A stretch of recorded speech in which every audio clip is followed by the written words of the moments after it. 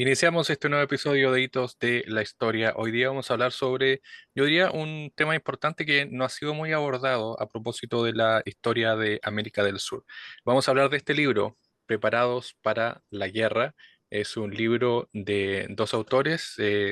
Joaquín Fermandoaz y Sebastián Hurtado Torres. Sebastián está junto a nosotros hoy día para hablar de este libro editado por Crítica, que es parte de la editorial Planeta, Preparados para la Guerra, con foto ahí de los dictadores Augusto Pinochet y también Videla de Argentina, a propósito de la imagen de portada. ¿Cómo estás, Sebastián? Gracias por aceptar la invitación. Muy bien, muchas gracias a ti por la invitación. Bueno, hablemos de esta investigación que, como decíamos, el libro lo dice, una historia internacional de América del Sur en la era de las dictaduras militares, que son 8 capítulos sobre justamente cómo se ha ido abordando el tema de los conflictos en los países latinoamericanos. Pero en este caso, ¿cómo tú con Joaquín se unen para generar este proyecto y cuál es la motivación principal para comenzar a investigarlo? Bueno, el proyecto inicial de investigación, un proyecto que concibió y dirigió Joaquín Fernández, él siempre tuvo la inquietud de ver el detalle de estas tensiones que se elevaron tanto en América del Sur en los años 70. Y, y una de las razones más como prácticas para todo esto es que esa historia, al menos en las fuentes diplomáticas, recién se puede contar ahora, porque esas fuentes diplomáticas se abren solamente después de un cierto periodo de tiempo y por lo mismo recién los años de la década del 2010 eran como el primer momento en que esto se podía explorar como historiadores. Y ese proyecto nos permitió, o sea, el financiamiento de ese proyecto afortunadamente nos permitió investigar en varias partes, eh, Chile, Estados Unidos, Inglaterra, Argentina, Brasil, entre otros lugares, y nos permitió reconstruir esta historia con información que hasta el momento no se conocía como en su detalle más minucioso, y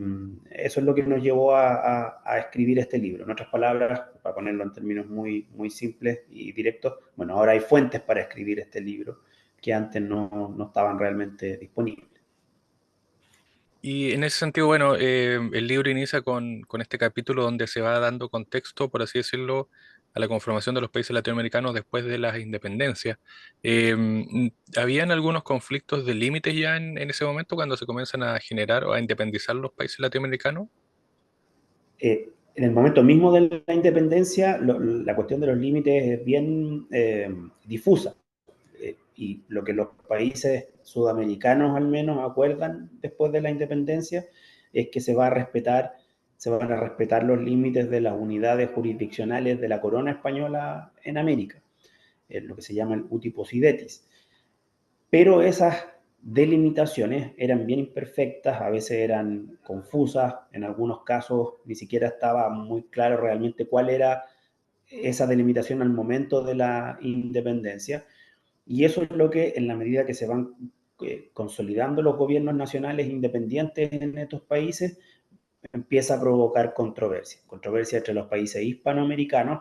y controversia entre casi todos los países hispanoamericanos y Brasil en algún momento. Muchas de ellas se resuelven a través de guerras, algunas menores, dos o tres bastante mayores, y otras a través de negociación diplomática o a través de la presión que un país más grande puede hacer sobre uno más pequeño para imponer sus intereses. Y en la medida en que esas controversias territoriales que son propias del siglo XIX no se resuelven del todo o bien se presentan situaciones que las pueden, entre comillas, ir agravando. El caso de la Guerra del Pacífico es un ejemplo de esto. Desde el punto de vista de Perú y Bolivia, por supuesto, la Guerra del Pacífico es una derrota y además una derrota en una guerra injusta, una guerra ilegítima. Entonces, ese resentimiento que naturalmente queda allí provoca posibilidades de controversia más adelante, como hemos sido testigos nosotros también por lo demás en nuestras propias vidas. Bueno, esa es como la historia larga, contada de manera muy sintética, por supuesto, que explica que en los años 70 todavía existan situaciones que pueden conducir a conflictos entre países, porque este tipo de problemas, el problema de la delimitación territorial, el problema de la legitimidad de las fronteras, todavía está en cuestión en algunos casos particulares. Estamos hablando con Sebastián Hurtado Torres, que es coautor de este libro, Preparados para la Guerra, de Editorial Crítica. También está tratado muy detalladamente lo que ocurrió con América del Sur y la Guerra Fría, que es justamente esta, por así decirlo, alineación a uno u otro lado, a uno u otro bando. ¿Cómo se mueve ahí también, sobre todo Chile, bueno, los países de América del Sur, Latinoamérica, en cuanto a la Guerra Fría y cómo también, el, por así decirlo, no sé si la Revolución Cubana fue uno de los factores también bien predominantes en ir definiendo posturas ahí, ¿o no? Sí, ahora, hay varios elementos que son dignos de considerar, porque por una parte, los problemas territoriales de los que hablábamos antes no tienen nada que ver con la Guerra Fría, son previos y después siguen existiendo una vez que termina la Guerra Fría. Pero eh, hay otros elementos que sí son significativos, por ejemplo, con qué país se alinea, con qué potencia o con qué bando dentro de la Guerra Fría se va a alinear uno u otro país. Durante la Guerra Fría en Sudamérica, casi todos los países se alinearon casi todo el tiempo con el bloque occidental o con Estados Unidos. Pero hubo también sus situaciones de cuestionamiento o al menos de alteración de eso en el nivel superficial. Por ejemplo, los militares peruanos en el poder compran muchas armas de la Unión Soviética, algo que ningún otro país había hecho antes. Eso no significa un alineamiento con la Unión Soviética, ni tampoco significa abandonar del todo el sistema interamericano que estaba bajo la hegemonía de Estados Unidos, pero indudablemente introduce un elemento diferente que es propio de la Guerra Fría también. Por otra parte, lo que es más importante quizás en el efecto que tiene la Guerra Fría en esta situación de tensión de los años 70 es que los militares llegaron al poder en todos estos países por razones propias de la política tanto nacional como internacional de la Guerra Fría. Eh, el caso de Chile es bien emblemático, no es el único, pero es bien emblemático. Los militares chilenos llegaron al poder porque que derrocaron a un gobierno que tenía una identidad muy clara dentro de la Guerra Fría, dentro del contexto internacional de la Guerra Fría, y se abocaron de manera muy sistemática, determinada y de hecho también muy brutal a, a, a derrotar a ese bando político en Chile, derrotarlo de manera definitiva, en lo cual fueron, la verdad, exitosos finalmente. Y una situación similar y situaciones similares, por razones más propias de la política doméstica de los otros países, se vieron también en Argentina, en Bolivia, en Brasil, en Ecuador, en Perú. Eh, y el hecho de que de que los militares hubieran llegado al poder, aunque fuera por razones fundamentalmente de política interna, provoca esta tensión en el nivel internacional, al menos dentro del entorno vecinal, porque los militares tienen sus propias ideas bueno, tienen su idea y también tienen su visión respecto de la seguridad nacional, respecto de la historia de sus países, respecto de las relaciones con los vecinos, y eso es la condición fundamental que explica la elevación de las tensiones en los años en que la mayor parte de los países de Sudamérica estuvieron gobernados por regímenes militares. Estamos hablando con Sebastián Hurtado Torres, autor de este libro, Preparados para la Guerra. Son 8 capítulos muy detallados con documentación incluso inédita o que por lo menos no es masivamente conocida. Y hay algo interesante también que son las paradojas de la historia de América del Sur, sobre todo pensando en lo que tú decías, cómo se comporta, por así decirlo, el gobierno de Salvador Allende con dictadores o con militares de otros países, como también van tomando acuerdo con Argentina a propósito de las diferencias limítrofes que tenían. Pero después todo esto cambia con la dictadura y con el gobierno de Augusto Pinochet, lo que nos lleva finalmente a 1978. ¿Cuál, por así decirlo, dirías tú, en base a lo que está en el libro, es el preámbulo que nos llevó a terminar casi enfrentados con Argentina en 1978? Dice, hay una situación, a priori al menos, que parece paradójica, por cuanto el camino hacia la negociación para resolver una controversia que era de larga data, que es la controversia sobre las islas del Canal Beagle, una controversia que data de principios del siglo XX. El acuerdo inicial que da inicio al proceso de decisión judicial internacional es firmado por los gobiernos de Salvador Allende en Chile y Alejandro Lanusse, dictador militar de derecha, en Argentina. En ambos casos, lo que estaba en la mente de los gobernantes era la resolución definitiva de un problema que eventualmente podía conducir a alguna situación de conflicto si es que justamente no se resolvía por medios diplomáticos. Y en la medida en que existía todo un aparato jurídico establecido por los tratados firmados entre Chile y Argentina, también a principios del siglo XX, era posible recurrir a este arbitraje internacional. Y durante el gobierno de Allende, que coincidió con otros 2 años de gobierno militar en Argentina, después durante los primeros años del gobierno de Pinochet, que coincidió con el gobierno de Perón y después el de su viuda, María Estela Martínez, parecía que todo estaba orientado, o sea, parecía que todo estaba siguiendo el curso de una resolución efectivamente diplomática y por ende pacífica de la controversia. El Tribunal Internacional que se nombró para que tomara la decisión funcionó, escuchó a las partes y ponderó el caso, deliberó respecto de él sin ningún tipo de alteración externa, ni tampoco nadie diciendo que, ni tampoco nadie ejerciendo presión política sobre él mismo. E incluso hay documentos entre las fuentes de la Cancillería chilena que dicen que los argentinos, hasta poco antes de que se emitiera el fallo tenía que ser emitido por la corona inglesa, porque eso es lo que decía el tratado formalmente, pero la decisión la tomó la Corte Internacional que se estableció para esto. Hay fuentes que dicen que los argentinos iban a aceptar el fallo, fuera lo que fuera que estableciera. Pero una vez que el fallo se hace público, la actitud que adoptan ya la dictadura militar en Argentina es completamente diferente. Es una actitud de primero, cuestionamiento, y que después pasa a ser rechazo oficial. Eso fue a principios del año 78. Y el rechazo oficial del laudo, como se llama este fallo, era en la práctica ponerse fuera de las coordenadas del acuerdo que se había establecido entre Chile y Argentina en años anteriores, pero también un poco fuera de las lógicas convencionales del derecho internacional, que dicen que si uno se está sometiendo a un procedimiento de este tipo, lo lógico y lo esperable es aceptar el dictamen. Y eso, por supuesto, el problema más importante que provoca en el momento inmediato es la incertidumbre. Es, bueno, si nos encontramos en esta situación, ¿qué sigue? ¿Qué va a pasar? Si ellos están rechazando este mecanismo que se supone que habíamos acordado en conjunto, bueno, ¿qué es lo que viene ahora? Y por supuesto, de eso surge un temor de que se produzca un conflicto, y además la Junta Militar Argentina alentó ese temor porque empezó a tomar medidas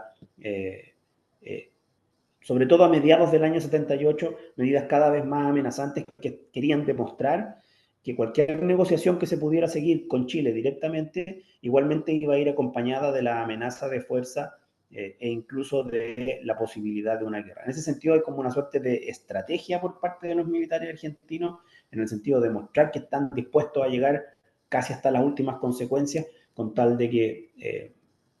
las cosas se resuelvan en favor de su interés, o al menos que su interés no se vea completamente superado, que era lo que ellos entendían que había pasado con el fallo de la Corte. Y en algún momento, aparentemente, esto condujo a que los argentinos, la Junta Argentina, como que tuviera que, ya que había estado amenazando tanto, bueno, llevar la cuestión llevar la amenaza a una suerte de realidad que efectivamente les permitiera obtener el fin que ellos buscaban. Y eso es lo que conduce a los sucesos de diciembre del 78, que es la decisión que toman los militares argentinos con Jorge Videla en el poder, aunque no era Jorge Videla el más entusiasta en esto, de iniciar hostilidades en contra de Chile para obtener algún tipo de acuerdo, o mejor dicho, obtener el cumplimiento de su interés en la cuestión de las islas al sur del Canal Beagle, que por lo demás ya a esa altura ni siquiera eran las islas propiamente tal, era más bien el tema de la proyección marítima hacia el Océano Atlántico, que ellos presumían que el control de la isla le daba a Chile, y como ellos no aceptan que Chile tenga salida al Atlántico, al final ese era el problema fundamental. En la práctica finalmente esto no se concretó, y la intervención a última hora del Papa Juan Pablo II en ese momento permitió que, o mejor, creó las condiciones para que la Junta Militar Argentina, y sobre todo Videla, que no realmente parece que no quería ir a la guerra, él individualmente, como que pudiera dar un paso atrás y finalmente seguir persiguiendo la cuestión por la vía diplomática, en este caso ahora a través de la mediación papal, que efectivamente tomó una decisión, o mejor dicho, sancionó finalmente un tratado de paz en el año 84, que tenía, que en algo satisfacía algunas de las intenciones originales argentinas. El libro del que estamos hablando es este, Preparados para la Guerra, de Sebastián Hurtado Todes y Joaquín Fermandoaz. Hablemos ahora de lo que finalmente aborda el libro, que no solamente la historia de los conflictos o los probables conflictos entre países de América Latina, sino que también el triunfo de la diplomacia, que es bastante interesante eso, como también a pesar de todos los conflictos, las dictaduras militares, las diferencias que subsisten incluso, todavía nuestro país tiene algunos problemas y limítrofes, pero donde con el paso del tiempo uno se da cuenta que, claro, es la diplomacia la que triunfa más allá de los conflictos de quien esté en el poder. ¿Cómo se puede explicar, si es que se puede explicar, que la diplomacia tenga tanta fuerza y finalmente logre cosas tan importantes como evitar conflictos armados que en América Latina no son tan comunes como en otros continentes? Hay varias razones, algunas de largo plazo, otras más contingentes. Quizás entre las razones de largo plazo, de larga duración histórica, está el hecho de que las guerras internacionales en el siglo XX, sobre todo después de la Segunda Guerra Mundial, se hicieron más escasas, entre otras razones porque el balance de poder entre los diferentes estados,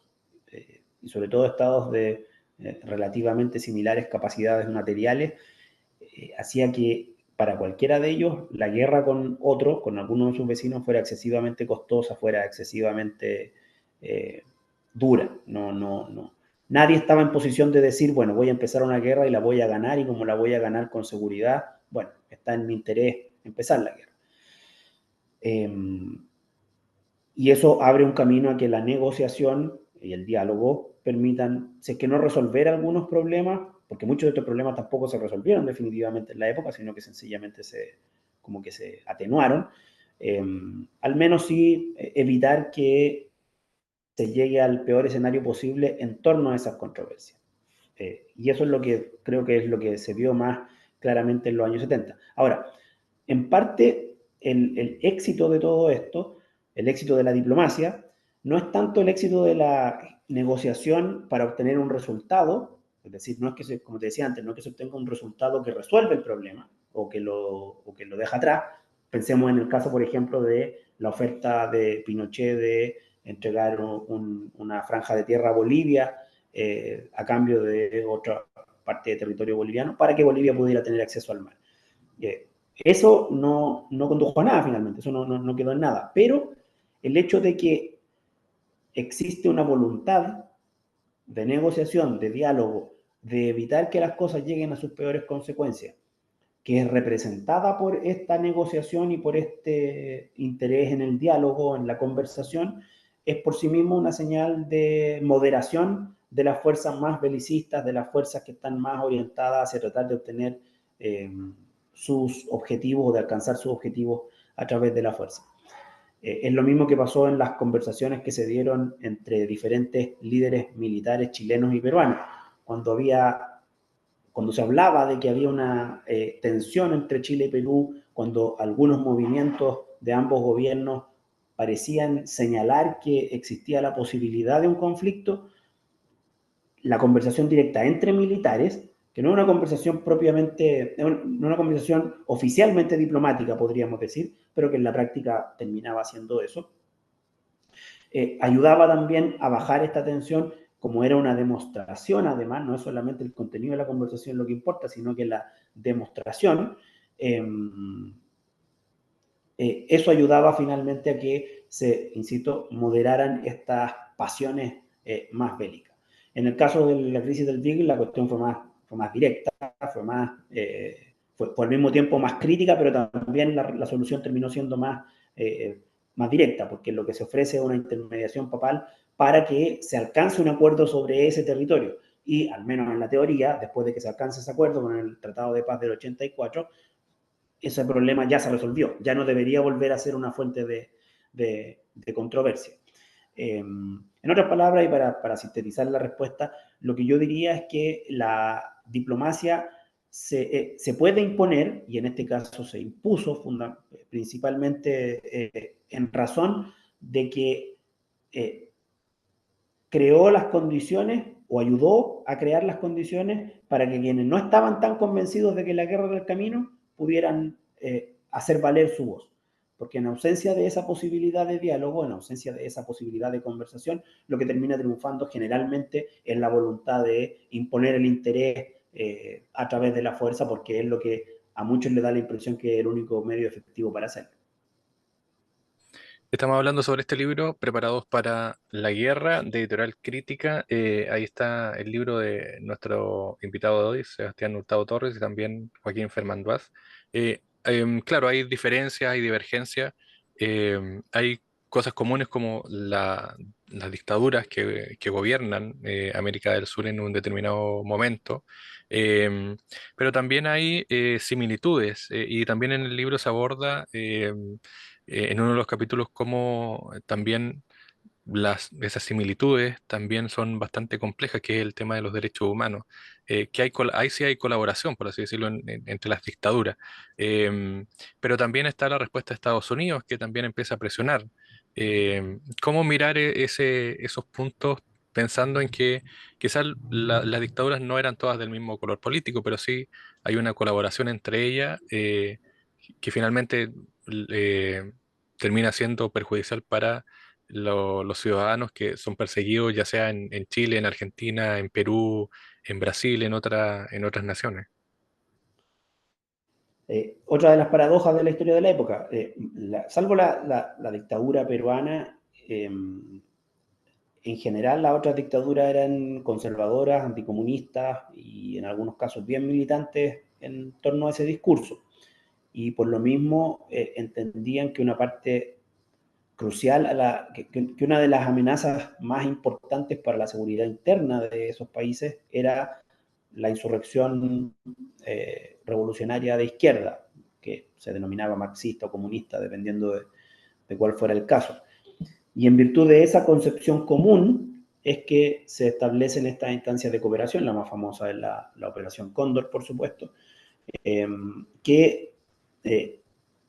terminan, que realizan operaciones en función de eliminar a este enemigo, que se presume además un enemigo común de todos ellos, porque se presumía también que había una coordinación. La idea que tenían los militares era mucho más exagerada de lo que era la realidad, pero ellos entendían que había una coordinación entre estas disidencias que podrían suponer insurrecciones efectivas en algún momento, y por lo tanto había que tratar de actuar. Ese espacio de colaboración, sin embargo, igual estaba bastante limitado a ciertos círculos dentro de cada uno de estos gobiernos. Y eso es importante hacerlo notar. Esta era una colaboración en la que participaban efectivamente los servicios secretos, pero el resto de las instituciones militares estaban más bien alejadas de esto. Porque en realidad las instituciones militares se mantuvieron en estos países. Chile y Argentina quizás son los ejemplos más claros al respecto, un poquito por fuera de las operaciones más siniestras de los servicios secretos. Entonces era como que también se perseguían caminos paralelos. Por una parte está esta colaboración con este objetivo político estratégico que para las dictaduras militares es importante, que es eliminar el desafío revolucionario. Y por otra parte está la enemistad tradicional entre los intereses que representan esas Fuerzas Armadas y que se supone que defienden esas Fuerzas Armadas en sus propios países y de cara al vecindario. Está entonces al mismo tiempo la posibilidad de colaboración como la posibilidad de hostilidad. Y la hostilidad está dada principalmente porque son los militares los que más, más se hacen carne de la idea de que sus enemigos son los militares de otros países, sus enemigos potenciales, no es una cuestión personal, por supuesto. De hecho, cuando se trataban personalmente, el trato era más bien afable, porque se entendían, eran todos hombres de armas, hay un lenguaje común, pero en términos genéricos, el principal enemigo potencial de Chile, por ejemplo, son las Fuerzas Armadas argentinas, son las Fuerzas Armadas peruanas, en menor medida las Fuerzas Armadas bolivianas. Y lo mismo piensan los otros en los otros países. Entonces se da esta situación de caminos paralelos, como te decía. Por una parte, la posible colaboración en torno a la cuestión del desafío interno, que en algunos países por lo demás era cierto. En Argentina los militares tuvieron que enfrentar una guerrilla urbana que fue bastante significativa, que tuvo harto impacto en la sociedad argentina, eh, y al mismo tiempo están enfrentados a esta situación de que en el otro país también están en el gobierno los militares, y los militares de allá son los que van a... son los que más pueden amenazar nuestro interés porque son los que nos hicieron la guerra en el siglo XIX, son los que nos quieren hacer la guerra ahora, en fin. Sebastián, por último, ¿cuánto tiempo les llevó la investigación para buscar documentos? Porque el libro no es solamente documentos en América Latina, también hay de Estados Unidos, de Alemania, y cómo también poder entender que no se haya escrito tan fuertemente sobre este tema, por así decirlo, en demasía, por así decirlo, porque las dictaduras obviamente tienen su propia historia, ha existido investigación sobre el tema, pero este, no sé si me equivoco, era un tema no muy abordado durante los últimos años. Sí, nosotros creemos que este es un libro bien original, justamente por eso, porque no hay un antecedente claro. Como te decía antes, en gran medida esto es porque la documentación, al menos diplomática, no estuvo disponible hasta hace poco tiempo. Entonces, nosotros somos como la primera generación de historiadores, por decirlo así, que tiene esta posibilidad. Además, tuvimos el financiamiento generoso de un proyecto Fondesit que nos permitió hacer estos viajes, investigar en otras partes, lo que es crucial para poder realizar un proyecto como este, y sobre todo un proyecto que no fuera solo la perspectiva chilena. Esto es algo que me gustaría enfatizar. Nosotros, obviamente, somos chilenos, trabajamos en Chile, entendemos las cosas desde el punto de vista al que estamos más expuestos acá en Chile. Pero nosotros lo que queríamos hacer en este libro es exponer de la manera más eh, distante posible todas las perspectivas que estaban involucradas aquí. ¿Por qué los chilenos temían que los peruanos hicieran tal cosa? ¿Por qué los peruanos temían que los chilenos o los ecuatorianos hicieran tal cosa? ¿Por qué los argentinos creían que esta cuestión era de vida o muerte? ¿Y por qué los chilenos? Ese tipo de dinámica es la que tratamos de reflejar allí. Y eso es algo también no tan fácil de lograr, porque hay mucho escrito desde la perspectiva nacionalista o desde la perspectiva testimonial. Hay harto sobre el Beagle en ese nivel, en el nivel de la experiencia del soldado, en el nivel de cómo casi llegamos a la guerra, en el nivel de cómo nosotros, los diplomáticos, condujimos la negociación, o qué sé yo, pero hay poco desde el punto de vista más distante, más, no quiero decir objetivo, pero un punto de vista que tome todas las perspectivas por igual, o al menos intente eso. Y eso en gran medida, por lo demás, lo permite la investigación en documentos como los norteamericanos o los ingleses, porque los norteamericanos y los ingleses no tenían realmente un interés particular porque se impusiera una u otra visión. Pero todos los actores sudamericanos en algún momento recurrían a ellos y les contaban a ellos lo que estaba pasando e informaban en fin, eso es lo que permite también recuperar todas estas posiciones, estas posturas, quiero decir, frente a las situaciones que se estaban dando en la época, que nos permiten hacer esta reconstrucción que, como nosotros pretendemos, no es solamente una perspectiva nacional, sino que es la perspectiva continental, o al menos la perspectiva regional. Justamente ese es parte del desarrollo de este libro, Preparados para la Guerra, sobre las dictaduras, sobre los conflictos que tuvieron acá en América del Sur, de los historiadores Joaquín Fermanduás y también Sebastián Hurtado Torres, quien nos acompañó hoy día para hablar de este libro de editorial Crítica. Sebastián, muchas gracias por el tiempo, éxito y gracias también por compartirnos parte del trabajo de este libro. No, gracias a ti por la invitación, Armando.